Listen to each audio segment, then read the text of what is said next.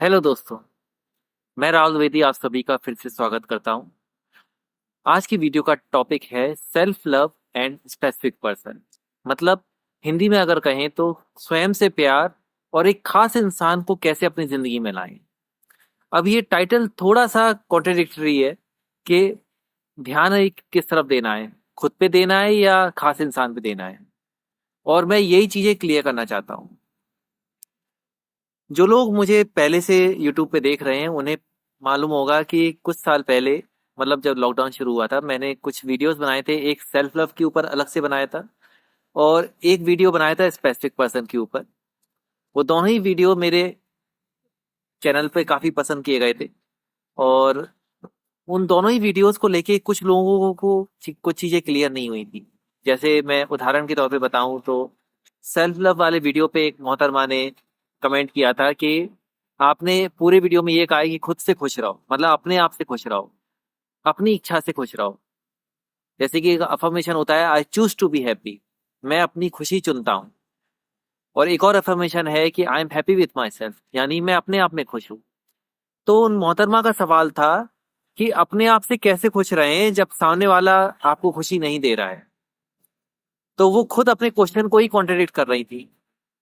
जबकि मैंने कहना ये चाहा था अपने वीडियो में कि अपनी इच्छा से खुश रहो, ना कि किसी स्पेसिफिक पर्सन या किसी खास इंसान पे अपनी खुशी को डिपेंड करो। ज्यादातर लोग जब रिलेशनशिप में होते हैं सबसे पहली गलती यही करते हैं कि अपनी खुशी को किसी दूसरे इंसान के हाथों में दे देते हैं। अगर दूसरा इंसान जब चाहे उन्हें ट्रिगर कर सकता है, जब चाहे उनके इमोशन के साथ खेल सकता है और वो बिल्कुल डिपेंडेंट हो जाते हैं इमोशन के लेवल पे। तो ये चीज अगर आप इतनी सी बात समझ जाओ कि मैं अपनी खुशी अपनी इच्छा से खुश रहूंगा, मुझे अपनी खुशी के लिए किसी और पे डिपेंड होने की जरूरत नहीं है। जब आप अपने आप में इतने स्ट्रांग हो जाते हो तो दूसरा इंसान के अपने आप में कोई अस्तित्व नहीं होता है, अगर स्पिरिचुअल तरीके से देखा जाए तो। क्योंकि at the level of mind we all are one, everything is one consciousness. सब कुछ एक चेतना है और वो एक चेतना आपकी अपनी चेतना है। तो किसी दूसरे इंसान पे आपको टेक्निकली कोई ध्यान देने की जरूरत नहीं है। तो जितना प्यार आप अपने आप से करते हो उतना ही प्यार पूरी दुनिया आपसे करती है ना। वो सिर्फ स्पेसिफिक पर्सन ही नहीं, दुनिया का हर इंसान उतना ही प्यार आपसे करता है जितना आप अपने आप से करते हो। तो पूरी दुनिया ना आपका मिरर यानी आपका रिफ्लेक्शन यानी आपका आईना होती है। मेरे एक एक्स एम्प्लॉयर थे, वो एक लाइन बहुत बोलते थे कि दुनिया आपका आईना होती है, जो आप अपने साथ करते हो वही दुनिया आपके साथ करती है। तो वही बात रिश्ते पे भी लागू होती है। वो इसे कॉर्पोरेट के एंगल से बोलते थे कि मार्केट आपको उसी नजर से देखेगा जिस नजर से आप अपने आप को देखते हो। तो बात ये सिर्फ कॉर्पोरेट या फाइनेंस या मार्केट पे ही लागू नहीं होती, ये रिश्तों में और हर चीज पे लागू होती है। तो आप अपने आप को जिस नजर से देखते हो उसी नजर से पूरी दुनिया देखती है। और जो मेरा स्पेसिफिक पर्सन वाला वीडियो था उसमें भी एक कंफ्यूजन था, उसको भी अभी मैं क्लियर कर देता हूँ कि उस वीडियो में मैंने स्पेसिफिकली ये कहा था कि अगर आप चाहते हो कि कोई खास इंसान आपकी जिंदगी में आए तो सबसे पहले अपने दिल में उसको लेके जो भी नेगेटिव फीलिंग है, जैसे कई लोग चाहते तो हैं कि स्पेसिफिक पर्सन आए लेकिन उसके लेके उनके दिल में बहुत सारी ईर्ष्या, जलन, नफरत, द्वेष, भय, डर, इनसिक्योरिटी, बहुत सारी टॉक्सिक फीलिंग्स होती हैं। और इस चीज को कई बार वो लोग एक्सेप्ट भी नहीं करते कि मैं उसके लिए टॉक्सिक या इनसिक्योर या नेगेटिव फीलिंग सोच रहा हूँ या सोच रही हूँ, जिसका जो जेंडर है उसके हिसाब से। लेकिन बातचीत में वो ये चीज कन्फेस कर जाते हैं। कैसे, मैं उदाहरण देता हूँ। मेरे पास ऐसे फनी वर्ड मैं इसलिए यूज कर रहा हूँ क्योंकि मेरे को फनी लगते हैं और शायद सुन के आपको भी लगे। जैसे एक चीज मैं बहुत सुनने को मुझे मिलती है कि सर मैं चाहती तो हूँ वो वापस आए लेकिन पहले वो सॉरी बोले आके। और तब मैं कहता हूँ मैडम फिर तो वो कभी नहीं आएगा। तो वो चौंकी कहती है क्यों सर, ऐसे क्यों कह रहे हो। मैंने कहा इसलिए मैडम क्योंकि आप जो अभी सोच रहे हो ना यही विचार टेलीपैथिकली उसके दिमाग तक जा रहा है और उसे नहीं पता ये वाइब्रेशन कहाँ से आ रही है। उसे बस वाइब्रेशन फील होती है, उसे बस ये महसूस होता है कि फलाना लड़की बहुत टॉक्सिक है, फलाना लड़की बहुत नेगेटिव है, अगर मैं उसके पास जाऊंगा तो फिर से पता नहीं कौन सा टॉर्चर करेगी मेरे साथ। तो इसलिए आप ऐसी बातें सोच के उसे अपने से दूर कर रहे हो, पास नहीं बुला रहे हो, उसे दूर कर रहे हो। तो इसी का मैंने निदान अपने स्पेसिफिक पर्सन वाले वीडियो में बताया था कि bless them for the best of their life. उनकी जिंदगी की सबसे बेहतर चीजों के लिए उन्हें ब्लेसिंग दो। और वो कैसे करें, बहुत आसान है। उसने आपकी जिंदगी में जो भी अच्छा किया है, चाहे नहीं, चाहे वो कितना भी कम हो, 3-4 चीजें भी अगर की हो, तो उन 3-4 चीजों के लिए ही आप भगवान से थैंक यू बोलो कि भगवान, वो उस इंसान ने जो भी मेरे लिए अच्छा किया था उसके लिए थैंक यू। और साथ ही उस इंसान को पर्सनली थैंक यू, चाहे भले ही मैं उससे पर्सनली मिलके उसे थैंक यू नहीं बोल पा रही हूँ या बोल पा रहा हूँ हालात की वजह से, लेकिन उसके लिए दिल में अपने लिए अच्छा भाव रखो। और जब भी मौका मिले, चाहे आपका इनर थॉट हो, क्योंकि कई बार हम लोग अपने आप से ही किसी इंसान को लेके बहुत सारी बातें करते हैं, तो चाहे वो आपका इनर थॉट हो या फिर किसी दूसरे इंसान से भी अगर उस स्पेसिफिक पर्सन से रिलेटेड कोई बात हो रही है, तो सिर्फ अच्छी ही बातें करो कि उसने आपके लिए क्या क्या अच्छा किया था। अपने आप से बात करो तब भी अच्छी ही बात करो। ये वो तरीका होता है किसी को ब्लेस करने का। और इसी को नेवल गोडार्ड विस्परिंग कहते हैं। कई लोग विस्परिंग चीज को भी नहीं समझ पाए हैं। मुझे फनी फनी सवाल सुनने को मिलते हैं, क्योंकि कई लोगों ने विस्परिंग वर्ड को बहुत लिटरली यानी शब्दार्थ में ले लिया है। जैसे एक लड़की ने मुझसे कहा था, तो उसे के कान के पास जाके ऐसे विस्पर करना है क्या? मैंने कहा नहीं, ऐसा आपसे किसने कहा? बोले वो लिखा है ना विस्पर। लोग कुछ भी मतलब निकाल लेते हैं। विस्पर का एक ही मतलब है, टेलीपैथिक मैसेज भेजना, दैट्स इट। विस्पर का मतलब है टेलीपैथी यानी मानसिक संदेश भेजना। और मानसिक संदेश में क्या भेजना है? Blessings, gratitude, appreciation, that's it. अगर ये सब चीजें भी आपको बहुत हाई फाई लग रही है तो भैया एक चीज याद कर लो, गॉड ब्लेस यू, भगवान आपका भला करे, बस इतना ही याद कर लो, इससे ही काम चल जाएगा। जितनी बार ख्याल आए एक ही लाइन बोलो, गॉड ब्लेस यू। और ये इसलिए मत बोलो कि ऐसे बोलने से वो मेरी लाइफ में आ जाएगा या आ जाएगी।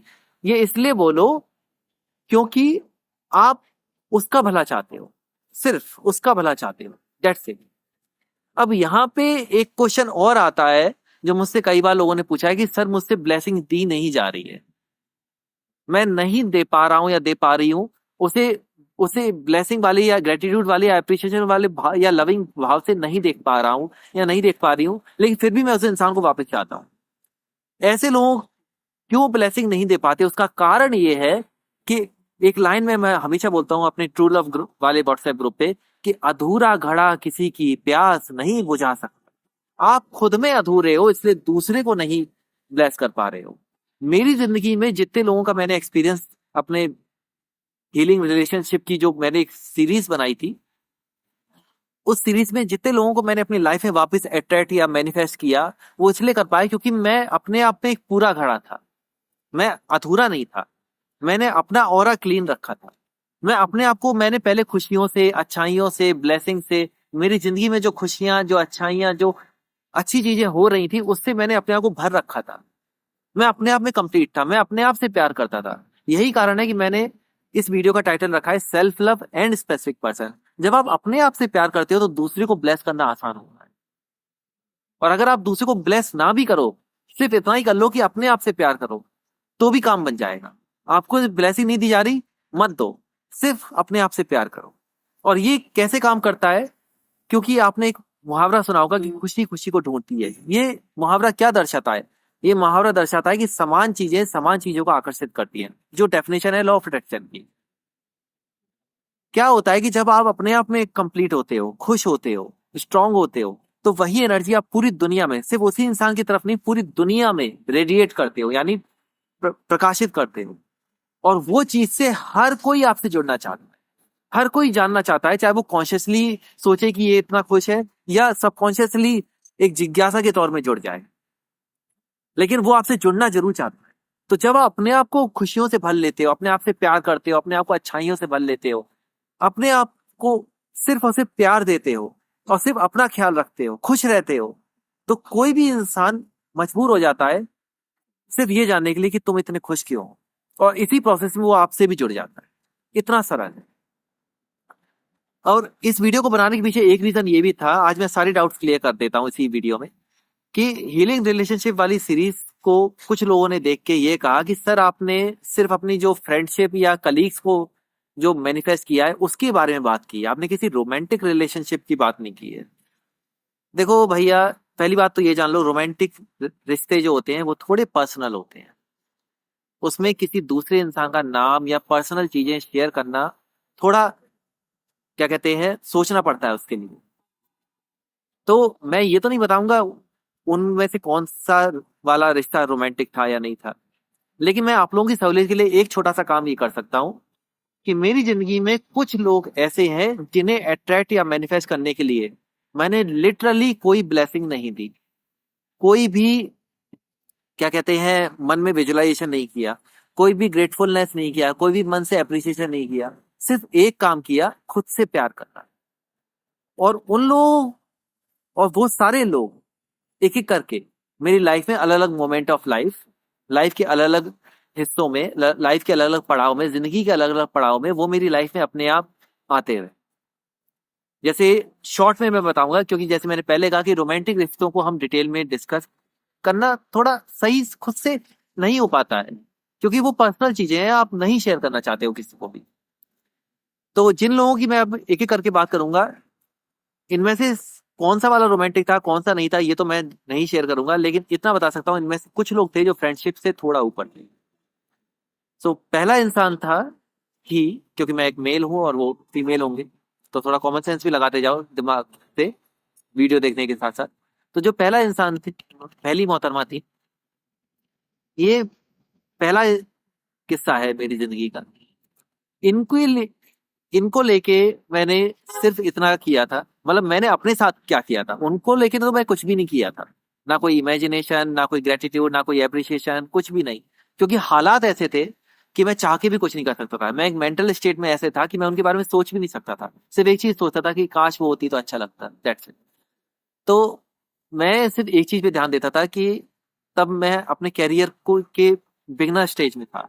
तो मैं दिन रात अपनी लाइफ की पहली फिल्म पे काम कर रहा था।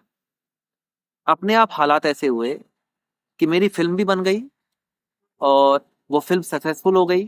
ये शॉर्ट फिल्म थी, और शॉर्ट फिल्म सक्सेसफुल हो गई यूट्यूब पे। लोगों की नजर में मैं आने लगा, लोगों की नजर में मैं आने लगा, तो अपने आप उन मोहतरमा ने मुझे कांटेक्ट किया। That's it. तो मैंने अपने ऊपर ध्यान दिया।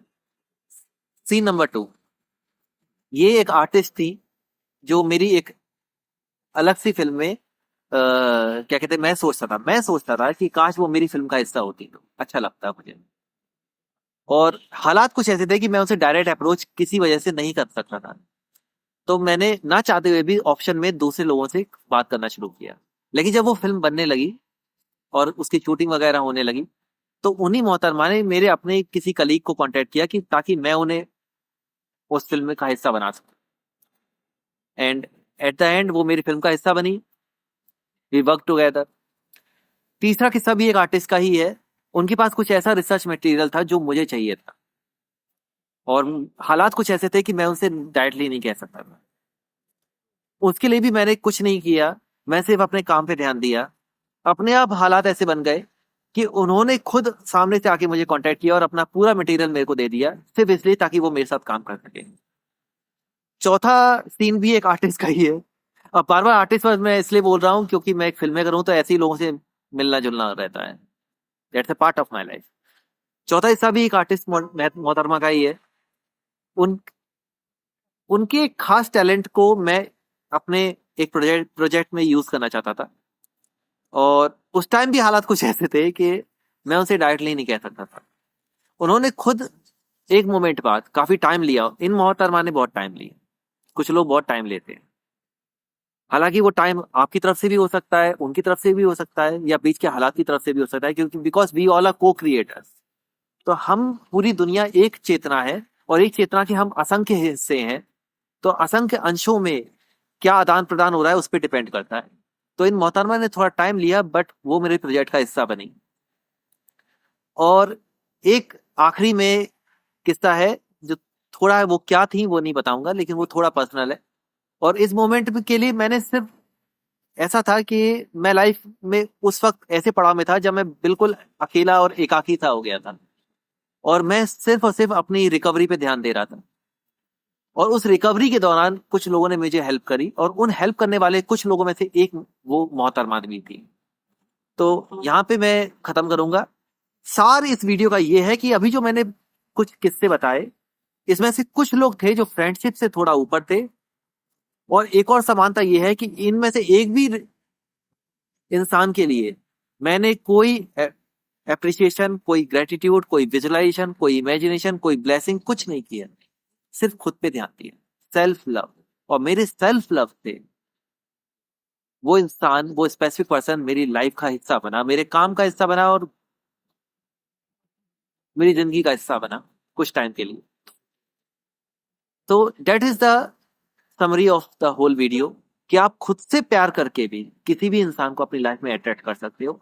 बस उस इंसान को लेके डेस्परेट होना बंद कर दो, और अपने आप को जो लैक वाली या कमी वाली सिचुएशन में आप डाल लेते हो, जहां से सारी इनसिक्योरिटी, जलन, ईर्ष्या, नफरत, द्वेष जैसे बिना सिर पैर के इमोशन पैदा होते हैं, उन्हें बंद कर दो। क्योंकि जब आप लैक वाली सिचुएशन को फील ही नहीं करोगे और सिर्फ अपने आप को खुशियों से भरोगे कि मैं कंप्लीट हूं, मैं संपूर्ण हूं, आई एम कंप्लीट, मैं संपूर्ण हूँ, आई एम होल, मैं संपूर्ण हूँ, आई एम परफेक्ट, मैं ठीक हूँ, मैं सही हूँ, मैं बिल्कुल अच्छा हूँ, आई एम द बेस्ट, मैं सबसे अच्छा हूँ, आई एम हैप्पी, मैं खुश हूँ, आई एम स्ट्रांग, मैं शक्तिशाली हूँ, आई एम पावरफुल, मैं शक्तिशाली हूँ, मैं ताकतवर हूँ। जब इस तरह की खुशियों से अपने आप को भरोगे, और अगर ये आई एम अफर्मेशन आपके साथ एप्लीकेबल नहीं है, तो अपनी लाइफ की जो ब्लेसिंग्स है, जो खुशियां हैं, जो हर दिन अच्छा हो रहा है, जो जिंदगी भर में अच्छा हुआ है, वो सारे ग्रेटफुल मोमेंट को याद करो। इतना भी नहीं हो रहा है तो सिर्फ अपने आप को जितना हो सके खुश रहने की कोशिश करो। लाइफ में छोटी छोटी चीजों में खुशियां ढूंढो। ये भी नहीं हो रहा है तो जितना हो सके अपने आप को जोक सुनाओ, जो भी चीज आपको अच्छी लगती है वो करो। वो भी नहीं हो रहा है तो जो काम करने में अच्छा लगता है वो काम करो। जैसे मुझे फिल्म बनाने में, कहानी लिखने में, म्यूजिक लिखने में अच्छा लगता था, मैं वो काम करता था। ये भी नहीं हो रहा है तो जिसमें आपकी खुशी है वो काम करो। लेकिन हो सके तो प्रभु अपने आप पे रहम करो। क्योंकि कई लोग मुझसे झूठ बोलते हैं, और झूठ वर्ड मैं इसलिए बोल रहा हूं क्योंकि वो कहते हैं सर मैं बहुत सेल्फ लव करती हूँ अपने आप के साथ। और मैं उनसे कहता हूँ ये कैसा सेल्फ लव है जो आप अपने आप के साथ वरी कर रहे हो या चिंता कर रहे हो? क्योंकि अगर आप वाकई में अपने आप से प्यार करते हो तो चिंता क्यों कर रहे हो? अगर आप वाकई में अपने आप से प्यार करते हो तो अपने आप से इतना टॉर्चर क्यों कर रहे हो? क्योंकि असली सेल्फ लव यही है जब आप अपने आप को खुश रखो। That's it. अपनी खुशी किसी पे डिपेंड मत करो। जिसमें मन लगे वो खुश काम करो, लेकिन काम अच्छा करो, अच्छा भाव रखो। ये नहीं कि मेरी खुशी वाहियात चीजों में है तो वाहियात काम करने निकल गए। ऐसा कुछ मत करना भाई, नहीं तो बाद में कहोगे राहुल द्विवेदी ने कहा था इसलिए कर रहे थे। मत करो भाई। ना खुद को दुख ही दो, ना किसी और को दुख दो। वो जो भी भाव रखो अपने ऑरा में क्लीन भाव रखो। अपना ऑरा क्लीन रखो, अपना ऑरा वाइट रखो, उसमें कोई डार्कनेस मत लाओ। खुशियां फैलाओ, खुश रहो और खुश रखो। जब आप अपने आप को खुशियों से भर लोगे तो दुनिया का हर इंसान आपके पास अपने आप आएगा, क्योंकि खुशी खुशी को ढूंढती है। एट द एंड मैं आप लोगों से आग्रह करूंगा, रिक्वेस्ट करूंगा, इस वीडियो को मल्टीपल टाइम्स देख लीजिए ताकि आपको अच्छे से समझ में ना आए। फिर भी प्रभु कोई डाउट है तो नीचे कमेंट में कर दो। लेकिन डाउट पूछने से पहले प्लीज इस वीडियो को कई बार देख लेना, क्योंकि मैंने बहुत सारे डाउट्स क्लियर करने की कोशिश की है, वो भी सरल और सिंपल भाषा। बाकी भगवान आप सबका भला करे। Thank you.